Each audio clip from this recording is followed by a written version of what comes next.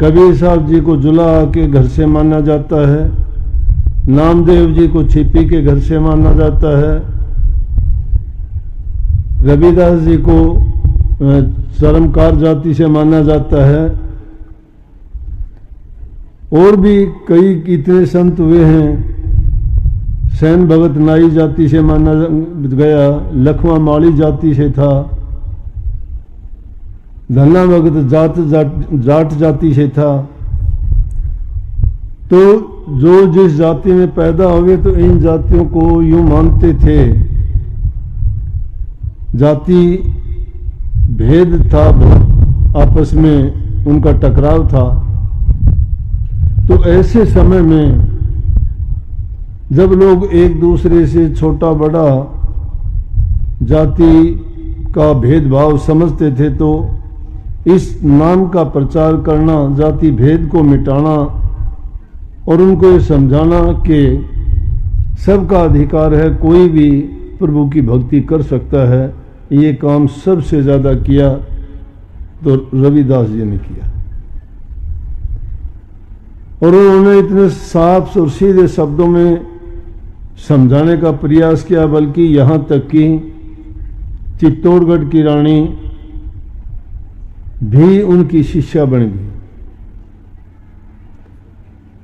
राजा राजघराने में होते हुए उनको ये बात उनकी शिक्षा ने ही इस रास्ता दिखाया कि भक्ति करने के लिए ये जरूरी नहीं है कि गुरु ऊंची जाति का ही हो।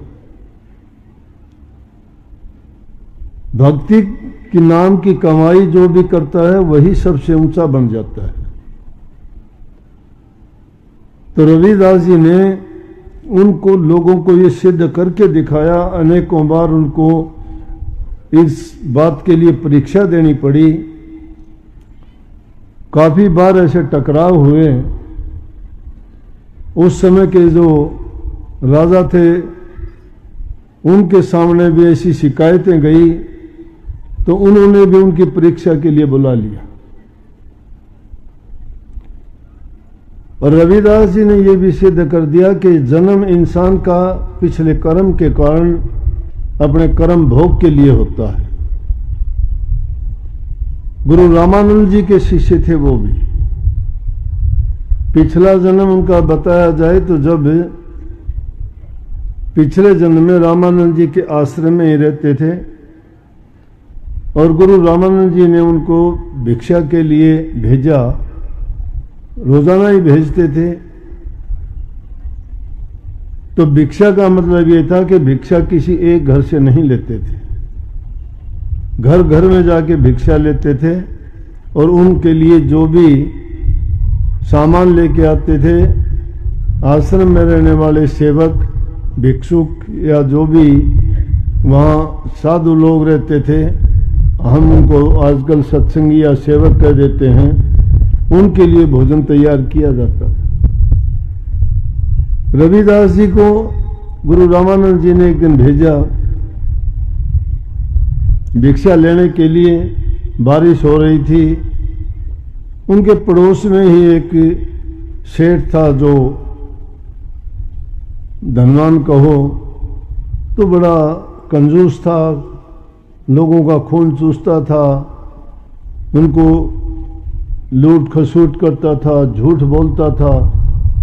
तो जो भी अनाज या कोई चीज आदमी गलत तरीके से कमाता है, झूठ का, बेईमानी का या किसी को धोखा देके कोई वस्तु लेके आता है, उसका कोई सेवन करता है, तो उस इंसान के विचार कभी शुद्ध नहीं हो सकते। इसीलिए हिदायत ये थी कि भिक्षा हर घर से लेके आओ।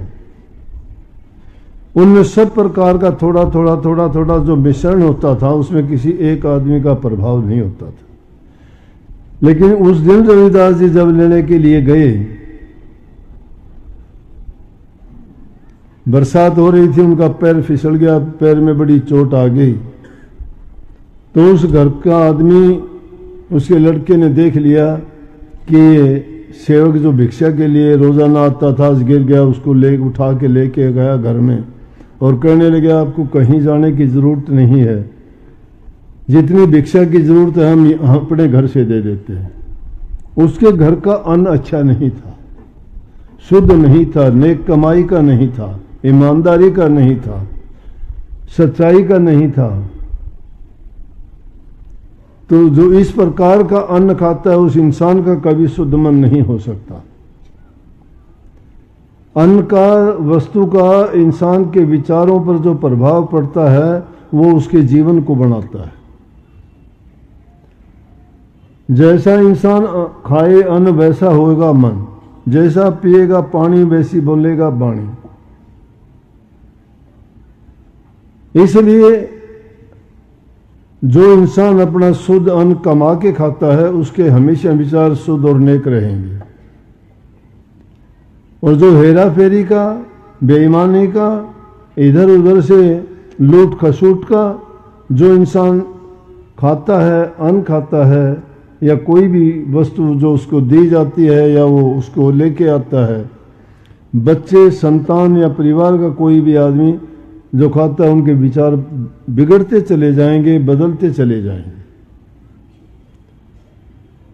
क्योंकि उस चीज में उसका प्रभाव होता है। अगर शुद्ध अन्न खाया जाए तो आप भी देखोगे कि कभी कभी आदमी शुद्ध अन्न या शुद्ध वस्तु किसी की दी हुई खाता है। जैसे आप जाते हो, मंदिर में जाते हो, गुरु के पास जाते हो, प्रसाद आपको दिया जाता है, आप उसको प्रसाद कहते हो, क्योंकि वहाँ प्रभु के नाम का चिंतन होता है, उनका सुमरण होता है, उनका ध्यान होता है।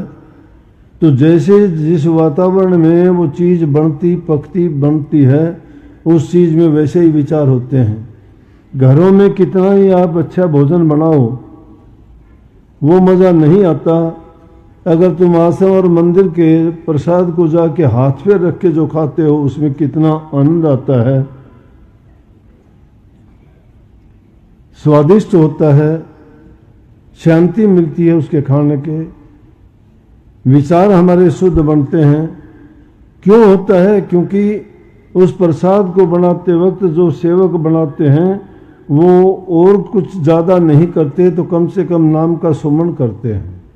जिस वातावरण में बना है उसका, वहाँ का जो आभा मंडल है उसमें वही विचार घूमते रहते हैं। इसीलिए पवित्र जगह में जाते हैं, वहाँ जाके हमारे विचार जाने मात्र से ही शुद्ध और पवित्र हो जाते हैं। बुरे स्थान पे जाते हैं तो देखते ही हमारे विचार बिगड़ते चले जाते हैं। किसी ठंडे प्रदेश में जाओगे आपको ठंडक मिलेगी, खुशी मिलेगी।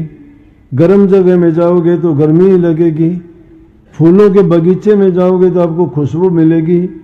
शमशान घाट में जाओगे आपको भूत प्रेतों की बात याद आएंगी, क्योंकि वहाँ का वातावरण वैसा ही बना होता है। तो उस घर में गया, उन लोगों का अन्न शुद्ध और पवित्र नहीं था। रविदास जी उसको लेके चले गए और जब वो अन्न खाया और तो ऐसा गुरु रामानंद जी ने महसूस किया कि भाई आज भिक्षा कहाँ से लेके आए।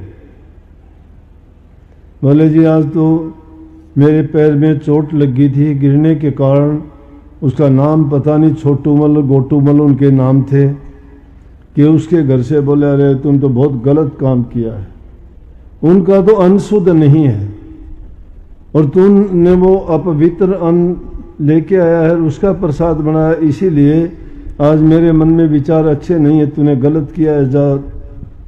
उसको रविदास ने कह दिया कि तेरे को सजा मिलेगी इसकी।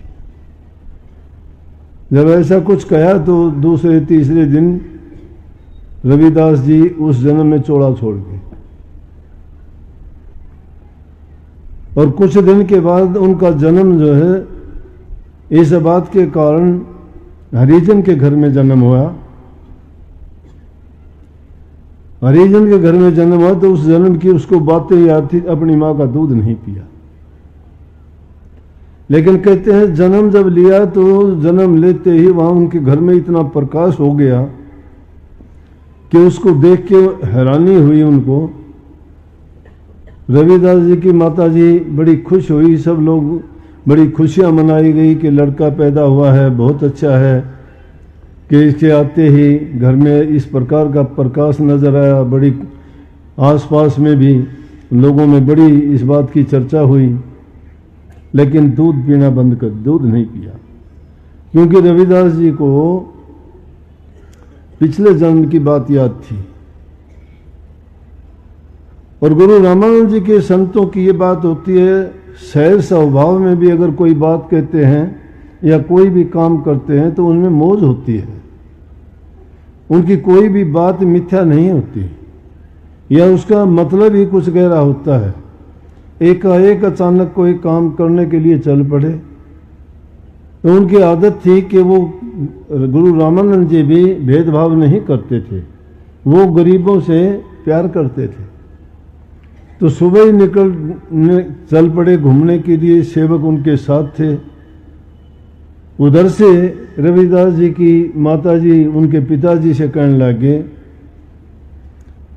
कि अब लड़के के बारे में किसी से साधु महात्मा से पूछ के नहीं आते, किसी से पूछा नहीं करवा के आते, किसी आदमी जो सियाने या कुछ होते हैं उनसे क्यों नहीं पूछते कि क्या कारण है, हमारे बच्चे को तो कुछ ना कुछ गलत है, दूध नहीं पीता 3 दिन तक, ये कैसे जिएगा, जाओ। उधर से उनके पिताजी चले, सामने से गुरु रामानंद जी आ गए। रामानंद जी आए तो उन्होंने शीश झुकाया, कहने लगे भक्ता क्या हाल है आपका। बोला जी हाल तो ठीक ठाक है गुरुवर, परंतु एक बात होगी कि घर में लड़का हुआ था, 3 दिन से उसने दूध नहीं पिया है, रोए जा रहा है। बोला चलो, शायद मैं इसी काम के लिए आया हूँ, कोई काम तो था ही नहीं। गुरु रामानंद जी उनके घर चले गए, जाके उनकी तरफ देखा, गोद में लिया और लेके कहने लगे अब के बाद में दूध पी लेना, तेरा सारा जो कर्म था वो पूरा हो गया। तो रविदास जी का वो जन्म का जो कर्म था थोड़ा सा, उसके कारण उसको जन्म लेना पड़ा, लेकिन उनके विचार वही शुद्ध और पवित्र थे। पिछले जन्म के संस्कार लेके जीव दुनिया में आता है। संत यही बात समझाते हैं कि इंसान का चोला बड़ी मुश्किल से मिलता है। 84 लाख योनि में घूमने के बाद सब कर्म उसके पूरे हो जाते हैं। कोई शुभ कर्म, कोई संतों की कृपा, कोई मालिक की दया, कोई उनका अच्छा किया हुआ कर्म आगे आता है तो इंसान का चोला मिलता है।